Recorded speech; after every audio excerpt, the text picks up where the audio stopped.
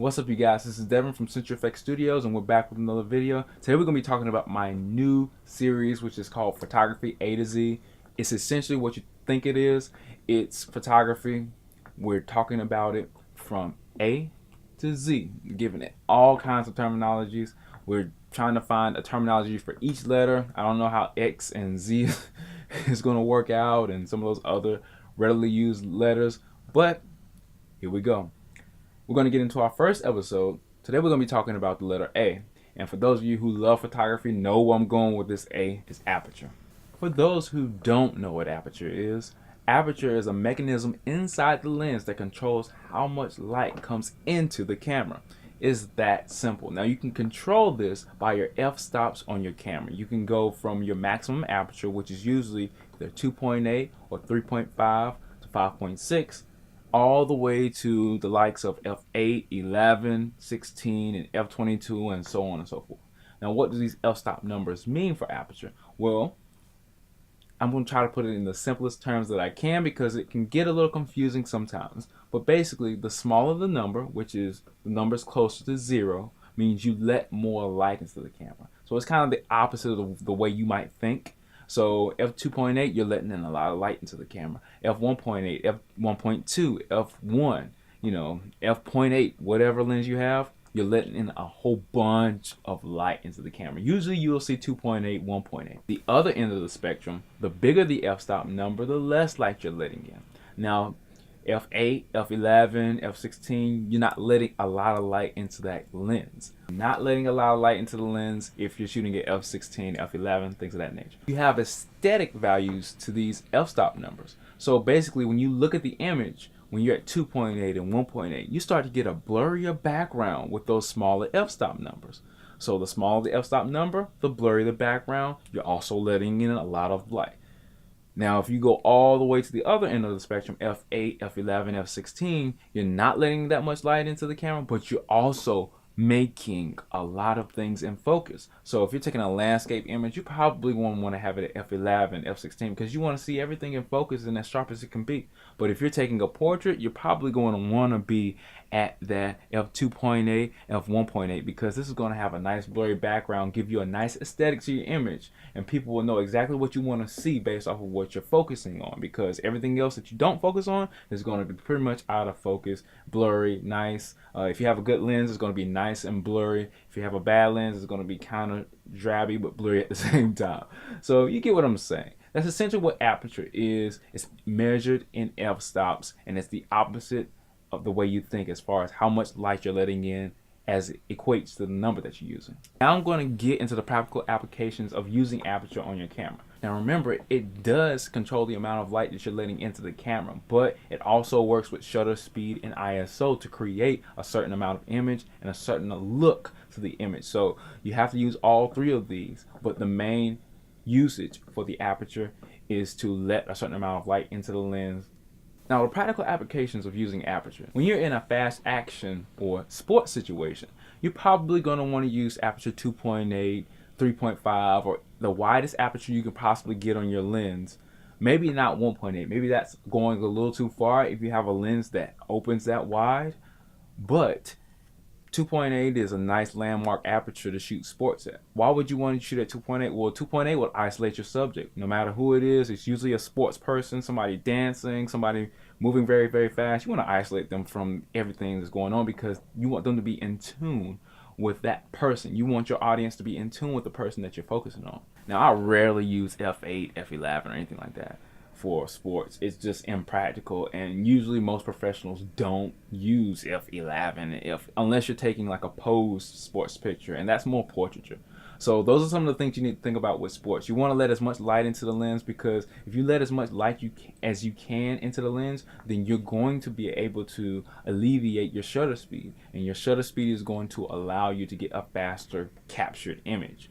So if you have a wide aperture, you can allow a lot more things to happen for your lens when you're doing sports photography. For those of you who are looking at my hand, yeah, I have a 50mm f/d lens. I was trying to show you guys how the aperture moves, because you can manually control the aperture with this lens. But if you don't have it on a camera, it obviously it doesn't. It won't move the aperture blades. So moving on. Now, when you're in studio, when you're in the studio, you can use the wide end of the aperture, or you can use the close down or stop down part of the aperture. Why? Because when you're in the studio, you can control all the lights that come in there. You can control the entire scene when you're in the studio. Ideally, that's what you have at your disposal. So you can use whatever aperture that you want. Usually, people in the studio, when photographers get in the studio, they like to use f8, f11. Why? Because it gets everything in focus, from the shoulders to the eye to the other eye to everything in focus, because you're isolated. Usually you're on a plain backdrop or something that's controlled, a blue backdrop or something like that, or a white backdrop or a black backdrop, and you don't have anything to blur out in the background because there's nothing to see in the background. So you have everything in focus because you get this personal, extremely personal, but you're bringing the entire person into the world of your viewer. You see what I'm saying? So that's typically how you see, portrait shots, anything that people took for graduation, all that stuff, all in focus. F11, F8, sometimes F5, 6 if you're on a crop frame sensor.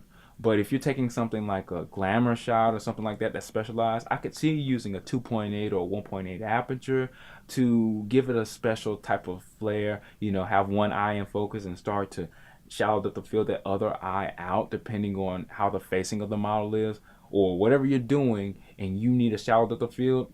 Typically, you're going to have like a stylized shoot, something special, something glamorous, something a model, or male or female, or anybody else in the studio wants to do. It's stylized, it's special. That's why you would use a 2.8 aperture in the studio, for stylized and special types of looks.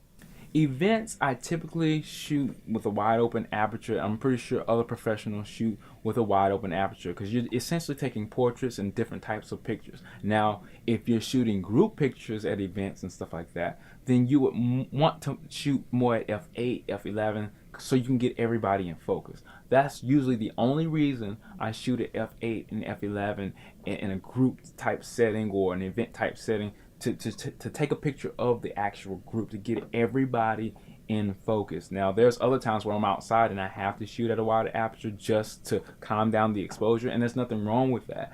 But typically, when you're taking a picture of some, kids, daughters, families, events, birthdays, celebrations, stuff like that, wider apertures will give you more image quality, isolated subjects, and just a better aesthetic look overall, and it works for most things. So 2.8, 3.5 in most situations, maybe even 1.8, depending on what situation you're in, you can get really, really nice looking images as long as you get them in focus.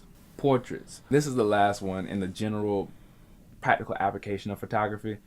Aperture and portraits. You're typically shooting at 2.8, 1.8, 2.0, something like that, using a prime lens. These are wider aperture lenses. Typically, they blur the background, put your subject in focus, and typically with portraits, you never go above f8 for me.